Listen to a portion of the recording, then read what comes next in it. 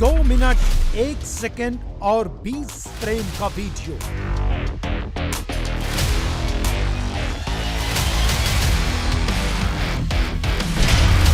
छह बजकर 9 मिनट पर चादर लटकाई गई।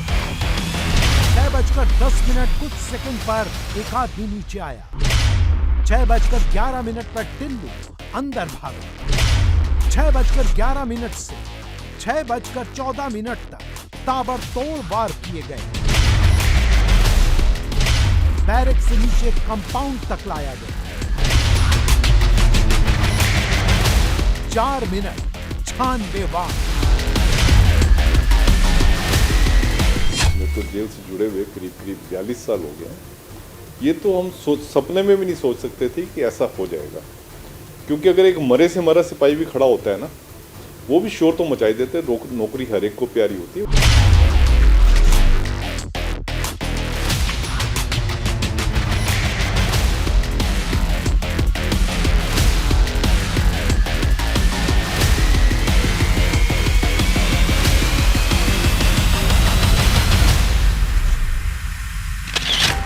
काली टी शर्ट, हाफ पैंट और जूते मोजे पहनकर एक आदमी पहली मंजिल से ग्राउंड फ्लोर पर चादर के सहारे उतरता है। फिर वो आगे बढ़ता है और एक सेल के करीब मुंह छिपाकर खड़ा हो जाता है। कैमरे में पीछे की ओर से एक आदमी लाल टी शर्ट में दिखता है। तभी सामने की ओर से एक काफी लंबा आदमी काली टी शर्ट, लाल पैंट और जूते मोजे में ऊपर से नीचे कूदता है। आंगन को क्रॉस करके तेजी से उस दरवाजे पर पहुंचता है जहां रेड टी शर्ट वाला आदमी घुसा था। तभी पीछे से मुंह छिपाकर खड़ा दूसरा आदमी भी उस दरवाजे पर टूट पड़ता है। इतनी देर में तीसरा आदमी ऊपर से नीचे सरक कर आता है। उसने भी जूते मोजे पहने हुए हैं, लेकिन तभी वो लौटता है और जमीन से कुछ उठाता है और उसी दरवाजे की ओर आता है जहां पहले से 2 आदमी हमला कर रहे थे। इसके बाद सफेद कपड़ों में एक आदमी अपनी बैरक से बाहर आता है। तभी लाल टी शर्ट में एक आदमी ऊपर से उसके ऊपर गिरता है।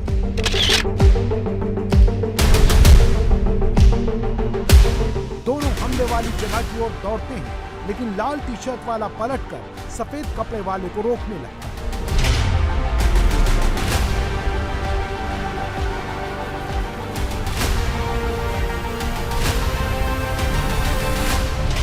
इधर 3 लोग मिलकर किसी तरह से लाल टी शर्ट वाले आदमी को बाहर खींच लेते हैं। वो लगातार हमला कर रहे थे।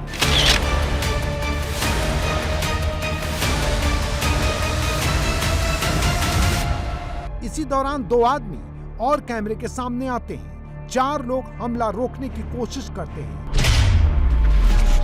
लेकिन 2 लोग उन्हें कुछ दिखाकर आगे बढ़ने से रोकते हैं, जबकि 2 आदमी लगातार एक आदमी पर हमला जारी रखते हैं।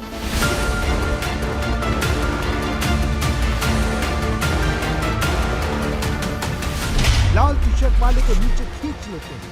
3 लोग मिलकर पूरी तरह से हमला करने लगते हैं। उनका चौथा साथी शायद किसी दरवाजे को ब्लॉक करता है। तीनों ने पहले ग्रिल को तोड़ा, उसके बाद कंबल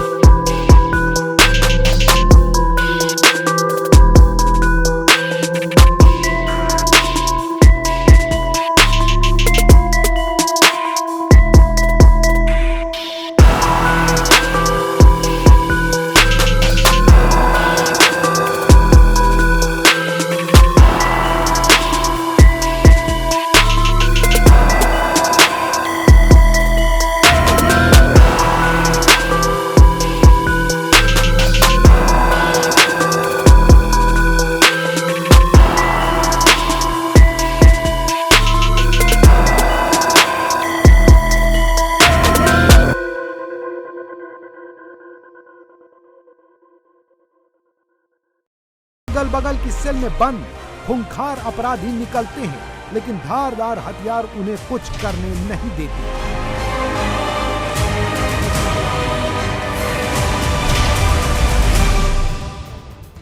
ये शायद इकलौती जेल है तिहाड़ कॉम्प्लेक्स में जो कि डबल स्टोरी है, बाकी सारी सिंगल स्टोरी है। तो जब ये जेल बनी थी तो तब इनफैक्ट हम नहीं चाहते थे कि डबल स्टोरी हो, जितना पुराना स्टाफ है जेल का, हम नहीं चाहते थे डबल स्टोरी हो।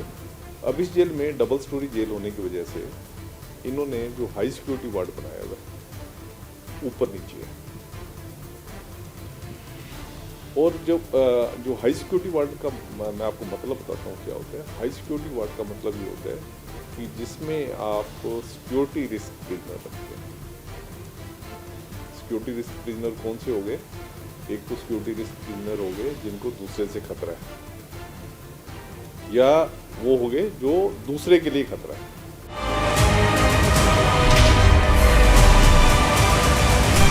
ये वही पुलिस स्टेशन है जहां पर super high security Tihar jail की जेल नंबर 8 और 9 में हुई टिल्लू ताजपुरिया की हत्या की एफआईआर दर्ज की गई है। आपके मन में कई तरह के सवाल उठ रहे होंगे कि आखिर जेल के अंदर चादर कहां से आई जिसका इस्तेमाल करके हत्यारे एक मंजिल से नीचे उतर गए। जेल के अंदर कपड़े फैलाने वाली रस्सी की क्या जेल प्रशासन ने इजाजत दी है? क्या इस रस्सी का इस्तेमाल हथियार की तरह नहीं किया जा सकता है? आखिर हथियारों के पास हथियार कहां से आए? और सबसे बड़ा सवाल, जब हत्यारे इस पूरी वारदात को अंजाम दे रहे थे तो उस वक्त जेल के सुरक्षाकर्मी क्या कर रहे थे?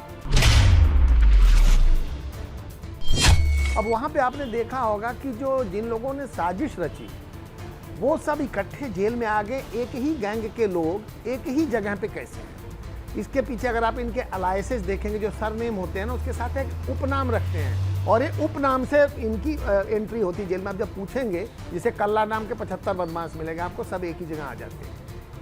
ये मुझे समझ नहीं आया कि जेल में अलायसेस वाले नाम से क्यों रखा जाता है, जबकि उनका असली नाम जो रजिस्टर में होता है जिस अल्फाबेट से, उसमें होना चाहिए। अब तक की जांच में खुलासा हुआ है कि टिल्लू ताजपुरिया के ऊपर जिन हथियारों से हमला किया गया वो हथियार एग्जॉस्ट फैन की पत्तियों को तोड़कर और इसके अलावा सीढ़ियों की ग्रिल को तोड़कर पत्थर पर घिसकर उन्हें चाकू बनाया गया और उन्हीं हथियारों से टिल्लू के ऊपर 96 वार किए गए। इस हत्याकांड का समय बेहद सुबह यानी कि 6 बजे चुना गया। ये समय इस वजह से चुना गया क्योंकि सुबह कैदियों को कोठरियों से बाहर निकाला जाता है। कैदी अपने बैरक से, सेल से बाहर आ सकते हैं। बाहर आने के बाद वो पेपर पढ़ सकते हैं और तमाम जो नॉर्मल काम होते हैं वो कर सकते हैं। इसीलिए गोगी गैंग के जो 4 सदस्य हैं जिन्होंने इस हत्याकांड को अंजाम दिया, वो चादर के जरिए नीचे आए और नीचे आने के बाद टिल्लू ताजपुरिया जब अपनी सेल के बाहर था उस पर ताबड़तोड़ हमला किया। सेल में अंदर की तरफ से दरवाजा बंद करने की कोई सुविधा नहीं होती है क्योंकि ऐसे में कोई भी कैदी या अपराधी अंदर सेल को बंद करके किसी घटना को अंजाम दे सकता है। इसी का फायदा इन चारों अपराधियों ने उठाया।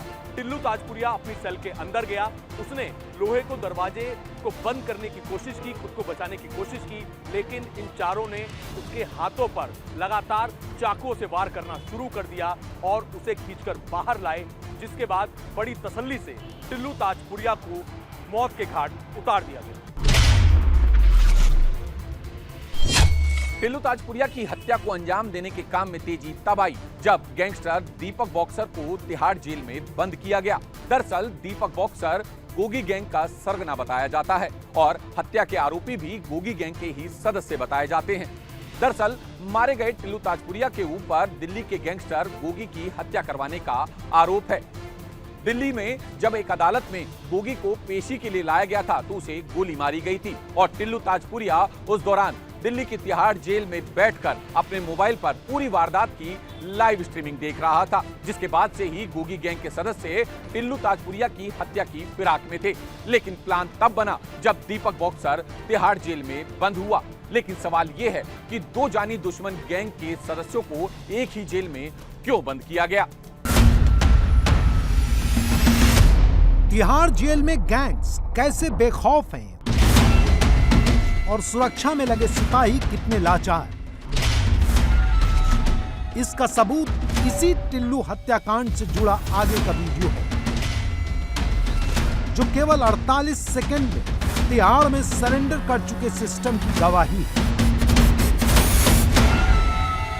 टिल्लू के शरीर को जब पुलिस वाले बाहर ला रहे थे तो हत्या के आरोपी लोहे का दरवाजा खोलकर बाहर आ जाते हैं। 9 पुलिस वालों के बीच में चारों आरोपी बारी बारी से टिल्लू ताजपुरिया के शरीर पर हमला करते हैं।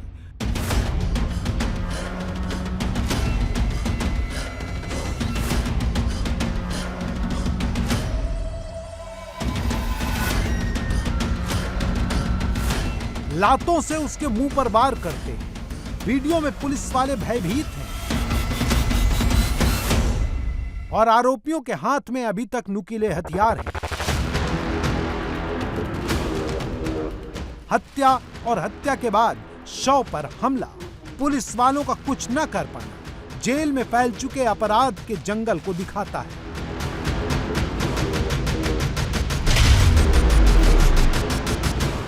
जेल के सुपरिटेंडेंट को एक ऐसे ऑफिसर को लगा रहे हो जिससे पहले क्राइम और क्रिमिनल के बारे में कोई जानकारी ही नहीं है। वो सिविलियन है, वो सिविल का आदमी है, जिसे पता है सिविल ऑफिसर है, वो नहीं जानता कि क्राइम की दुनिया कैसा है। अब आप उसे सिविल से उठा के एकदम क्राइम की दुनिया में ले आते हो, और वो भी ऐसी क्राइम की दुनिया में जहाँ क्राइम का समुद्र है, यूनिवर्सिटी है वो पूरी। वहाँ छोटे से लेके बड़ा जो मतलब टॉप इस इंडिया का बदमाश है वो आपको मिलेगा। तो उन्हें ऑफिसर को कई बार नहीं पता चल पाता कि हमें कैसे जेल चलानी है। इसमें आज नहीं तो कल आपसे मैं ये दावा कर रहा हूँ कि जो 10 साल पहले मैं देखता था जेल को, या 15 साल पहले देखता था, वो तिहाड़ नहीं रह गई है। पहले होता क्या था, कोई भी बदमाश छोटा हो बड़ा कभी भी जेल स्टाफ पे हमला नहीं करता था। मतलब मैं खुद नियर अबाउट ये मान लीजिए आप 19-20 साल से तिहाड़ कवर कर रहा हूँ। रेयर होते थे कि जेल स्टाफ पे कोई हमला करते, कभी नहीं करता था वो, चाहे उसे इज्जत कह लीजिए, डर कह लीजिए, कुछ भी था। जेल स्टाफ पे कभी खाकी पे हमला नहीं करते थे। अब वो खाकी पे हमला करने से बात नहीं आते। विन आप टिल्लू वाला मर्डर देख लीजिए, टीएसपी के मारा और टीएसपी खड़ी रही है, टीएसपी के सामने मर्डर हुआ है। कहा जा रहा है कि तिहाड़ जेल के भीतर इस हत्याकांड की सीसीटीवी फुटेज वही गैंग के लोग लगातार लीक कर रहे हैं जिन्होंने इस हत्याकांड को अंजाम दिया है। सिग्नल चैटिंग ऐप के जरिए लगातार ये वीडियो पब्लिक के बीच में पहुंचाए जा रहे हैं। तो क्या तिहाड़ जेल के अंदर अपराधी ही सारे नियम कानून तय कर रहे हैं? क्या तिहाड़ जेल को इन अपराधियों ने, गैंगस्टरों ने अपने कंट्रोल में ले लिया है? वरना ये एक संयोग से ज्यादा ही लगता है कि 2 अलग अलग गैंग के लोगों को एक ही जेल में बंद कर दिया जाता है। उन्हें सुविधा दी जाती है कि एक गैंग दूसरे गैंग पर किस तरीके से हमला कर सकता है। पुलिस प्रशासन लगातार अपराधियों के सामने, गैंगस्टर्स के सामने बेबस नजर आ रहा है। तो क्या ये मान लिया जाए कि तिहाड़ प्रशासन अपराधियों के अपराध को रोकने में लगातार नाकाम साबित हो रहा है? तिहाड़ पूरा कैमरा से कंट्रोल रूम में कौन वॉच कर रहा है, ये बहुत इंपॉर्टेंट है। उसी वक्त क्यों नहीं अलार्म बजा? सो ये देखने की बात है कि उस वक्त कंट्रोल रूम में कौन बैठा था। और ये डेवलपमेंट है। अगर कोई ब्लेड बनाई जा रहा है और अगर लटकाई जा रहा है चादरों से, तो ये तो डेवलपमेंट है। That means camera watch has to be 100% on these gangsters, particularly violent prone gangsters or criminals. Tihar jail में टिल्लू हत्याकांड की जांच में सीसीटीवी की एक खामी सामने आई है। असल में जेल नंबर 8 और 9 के बीच जो लोहे की जाली है वो सीसीटीवी कैमरे में कवर ही नहीं होती है। और ये बात टिल्लू के हत्यारे जानते थे, इसीलिए जब उन्होंने इस जाली को काटा तो वो किसी कैमरे में कैद ही नहीं हुए। साथ ही ये भी जांच में खुलासा हुआ है कि टिल्लू को मारने का प्लान पहले 1 मई को था, लेकिन सुरक्षा गश्त के कारण उसे 2 मई के लिए टाल दिया गया। साथ ही जांच में खुलासा हुआ है कि एक रात पहले सभी हत्यारे जूते मोजे पहनकर जागते रहे और सुबह होते ही उन्होंने इस हत्याकांड को अंजाम दिया। पूछताछ में एक और चौंकाने वाला खुलासा हुआ है कि रात को इन्होंने दर्द मिटाने वाली बड़ी मात्रा में दवाइयां खाई हुई थी, ताकि अगर हत्याकांड के दौरान ये पकड़े गए और मारपीट हुई तो इन्हें दर्द महसूस ना हो।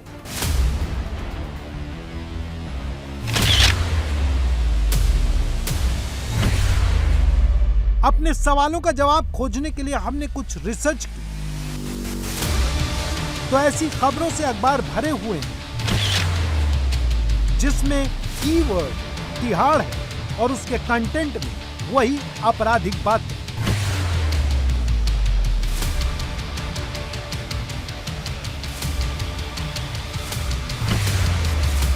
टिल्लू ताजपुरिया की हत्या न पहली है न आखिरी। इससे कुछ दिन पहले ही तिहाड़ की जेल नंबर 3 में प्रिंस तेवतिया नाम के गैंगस्टर की हत्या कर दी गई। ठीक इसी तरह से नुकीले हथियारों के जरिए प्रिंस तिहाड़ में बंद लॉरेंस बिश्नोई गैंग का आदमी माना जाता था। उसकी हत्या के पीछे रोहित चौधरी नाम के गैंगस्टर का हाथ था और रोहित को बाम्बिया गैंग गैंगस्टर नीरज भवाना का करीबी माना जाता है।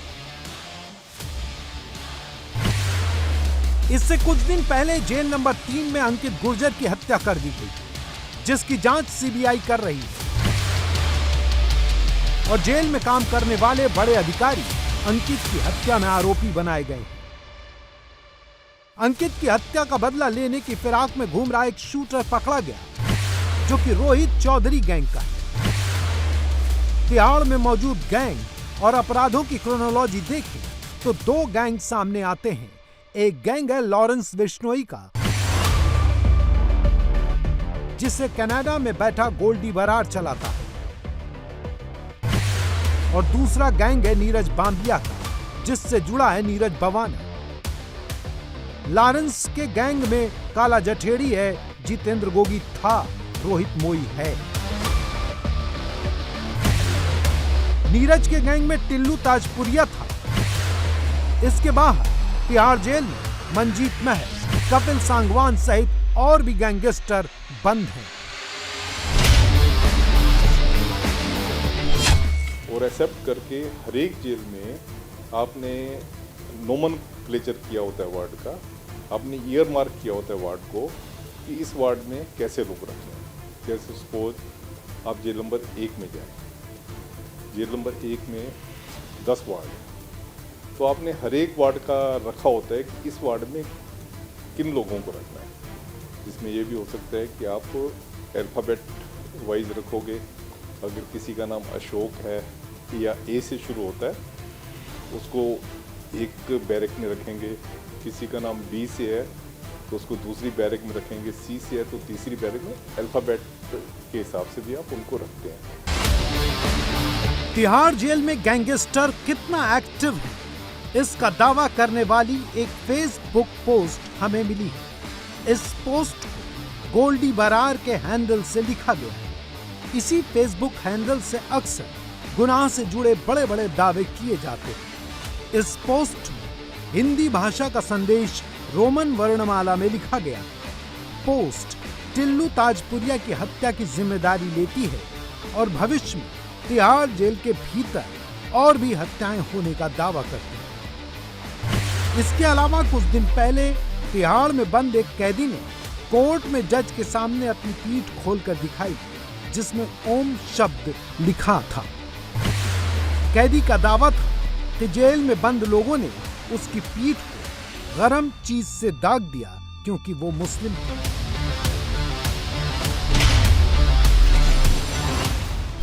आप इसको कह लो कि जो प्रोहिबिटेड आर्टिकल जो जेल में आती हैं, या तो नेग्लिजेंस से आती हैं या कनाइवेंस से। इसमें नेग्लिजेंस का आप लगा लें कि ज़्यादा रोल है, क्योंकि क्या होता है, अब जैसे टिल्लू ताजपुरिया जैसे लोग जब ये आए तो स्टाफ को पता होता है ये इतना बड़ा गैंगस्टर है। उनकी हिम्मत कई बार नहीं होती।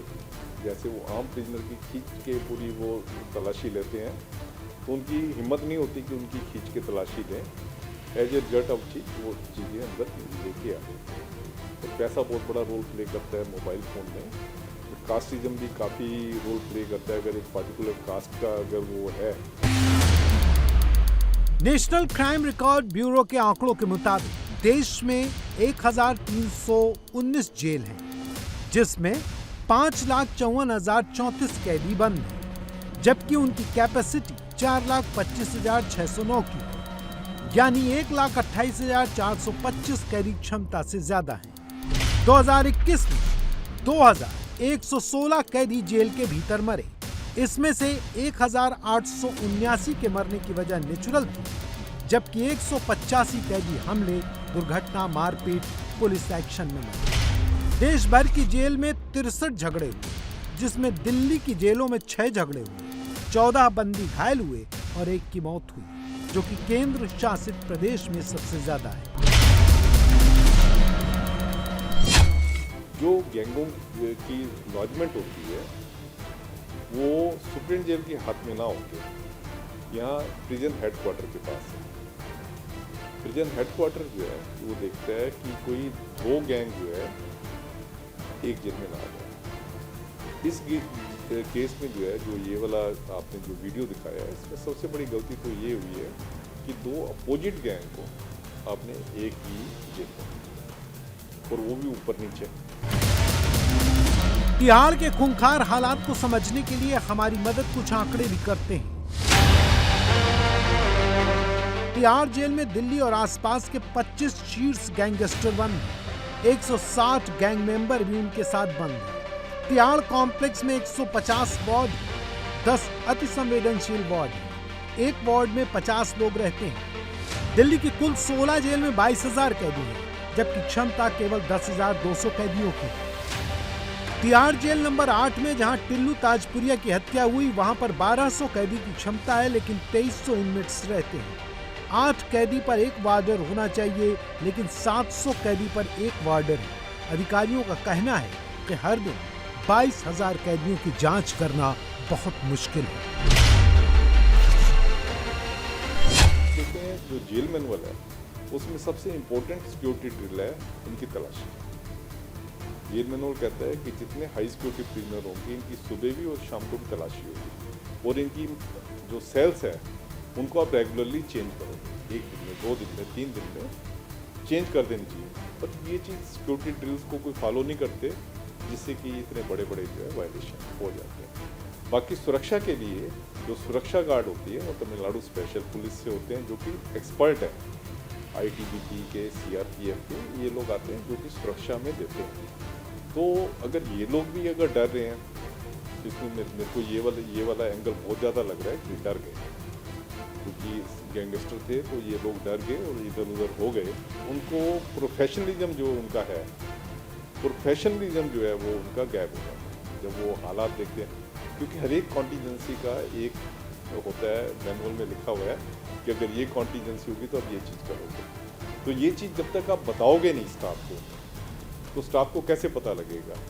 तो इस कॉन्टीजेंसी का भी जेल मैनुअल में लिखा हुआ है कि आप क्या करोगे, और वो चीज़ नहीं की गई जिससे कि अनफॉर्चुनेट इंसिडेंट हुआ। तिहाड़ ही नहीं बल्कि देश की तकरीबन सभी जेलों से ये बातें सुनने को सामने आती हैं कि अपराधी अपने मन मुताबिक जेल को चलाते हैं। हाल ही में जेल में बंद अतीक अहमद और मुख्तार के बारे में ये बातें सामने आई थी कि वो अपने मन मुताबिक लोगों को जेल बुलाते और उनसे मिलते हैं। उन्हें उनके मन मुताबिक खाना दिया जाता है और उनके मुताबिक ही उन्हें सुविधा भी दी जाती है। इतना ही नहीं, मुख्तार का बेटा अब्बास, जो खुद एक विधायक है, अपनी पत्नी के साथ जेल में पकड़ा गया था। वहीं अतीक के लड़के व्यापारियों का अपहरण करके जेल में लाते थे और अपने पिता अतीक अहमद के सामने उनकी पिटाई करते थे। इतना ही नहीं, अपराधी जेल में बंद दूसरे अपराधियों को अपनी गैंग में शामिल कराते ताकि उनका गैंग मजबूत हो और जेल से ही फिरौती और हत्या के लिए धमकी भरे फोन तक करते हैं।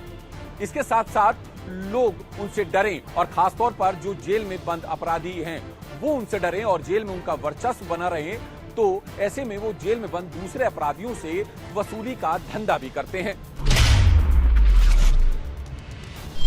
जो पैसे वाले होते हैं उनको मैंने देखा है, वो जेल को पैसे से, दिल्ली में पैसे से खरीद लेते हैं और अपनी मर्जी से चलाते हैं। सुकेश चंद्रशेखर का केस देखा है। जब भी पैसे वाला कोई आता है जेल में तो हमारी सुरक्षा व्यवस्था उसके आगे देखती है। सबको पता होता है कि जो आदमी जेल में है हमेशा तो जेल में रहेगा ही नहीं, कुछ देर के लिए जेल में रहेगा, उसके बाद बाहर जाना है। आपको और मजेदार बात बताता हूँ, जैसे पॉलिटिशियन आते हैं तो हमारे जो गरीब प्रिजनर्स होते हैं ये लाइन लगा लेते हैं कि हम इनकी सेवा करेंगे। आपने कुछ पॉलिटिकल लीडर का देखा होगा, कोई उनकी मालिश कर रहा है, कोई कुछ कर रहा है, क्योंकि जो हमारे प्रिजनर्स होते हैं उनको पता होता है कि ये बंदा जेल में हमेशा तो रहेगा, जब बाहर जाएगा तो ये हमें कंपेंसेट कर देगा। और जेल की दोस्ती कहते हैं बड़ी पक्की होती है।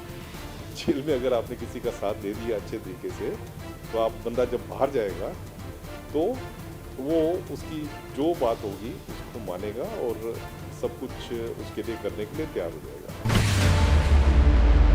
अभी कुछ दिन पहले दिल्ली सरकार में जेल मंत्री के वीडियो सामने आए थे। ये उनके सेल में लगे CCTV कैमरे से लिए गए। जेल मंत्री सत्येंद्र जैन की सेवा में स्थानीय कैदी लगाए गए थे। उनका मसाज किया जा रहा था, उनको बढ़िया शानदार खाना सलाद परोसा जा रहा था। उनसे मिलने के लिए जेल के सेल में लोग आ रहे थे। जब जेल मंत्री जेल के नियमों को अपनी सुविधा के लिए ऐसे इस्तेमाल कर रहे थे, तो जिनसे जान का खतरा हो, उन अपराधियों के लिए जेल का मैनेजमेंट क्या कुछ नहीं कर सकता। कुछ दिन पहले ही फिल्म हीरोइन जैकलिन फर्नांडिस के साथ चर्चित हुए सुकेश ने बड़े आरोप लगाए। सुकेश धोखाधड़ी के आरोप में तिहाड़ जेल में बंद है।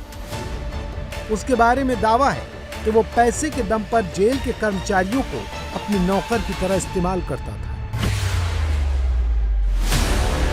एक हीरोइन ने दावा किया कि सुकेश के कहने पर वो मुंबई से दिल्ली आई तो उसे तिहाड़ जेल लाया गया और सुकेश की सेल में उसकी मुलाकात हुई। जेल की सेल में चॉकलेट का पहाड़ लगा हुआ है। एक मुलाकात के 1.5 लाख रुपए मिलते थे। गाड़ी जेल के भीतर तक जाती थी।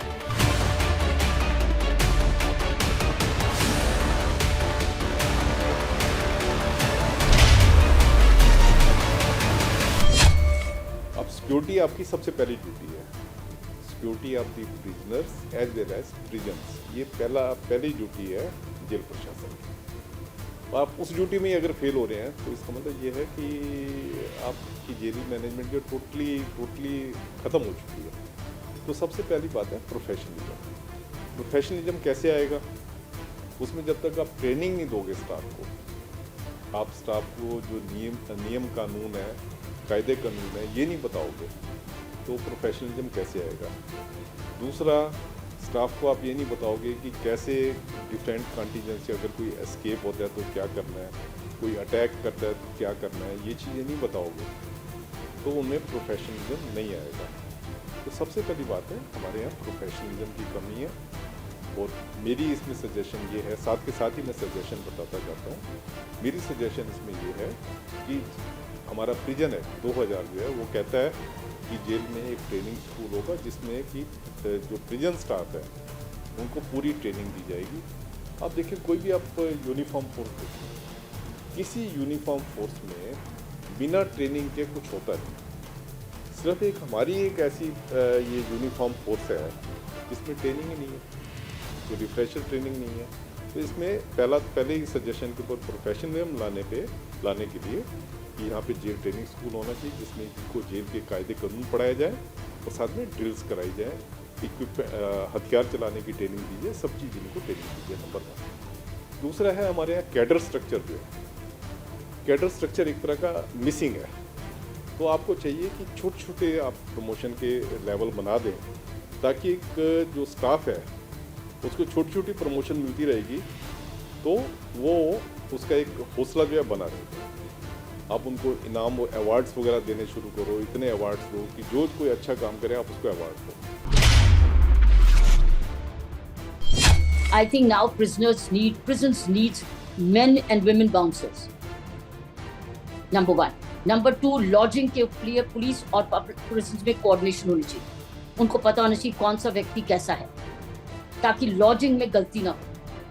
तीसरी चीज, टेक्नोलॉजी का पूरा इस्तेमाल करें, ऊपर से भी वॉच और नीचे से आपको शायद स्टन गन्स जैसे अमेरिकन प्रिजन्स में होती है ऐसे लोगों को इमोबिलाइज करने के लिए, लेकिन स्टन गन ऑथराइज नहीं है, ये लाइसेंस ही होती है।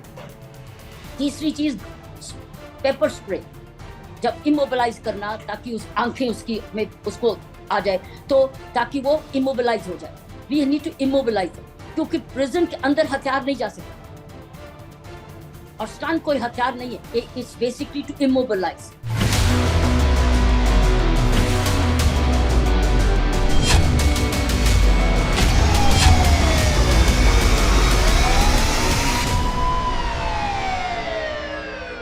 की खबरों से अपडेटेड रहने के लिए India TV crime alert channel YouTube पर सब्सक्राइब करें, बेल आइकन दबाना न भूलें। सावधान रहें, सुरक्षित रहें, देखते रहें इंडिया टीवी क्राइम अलर्ट।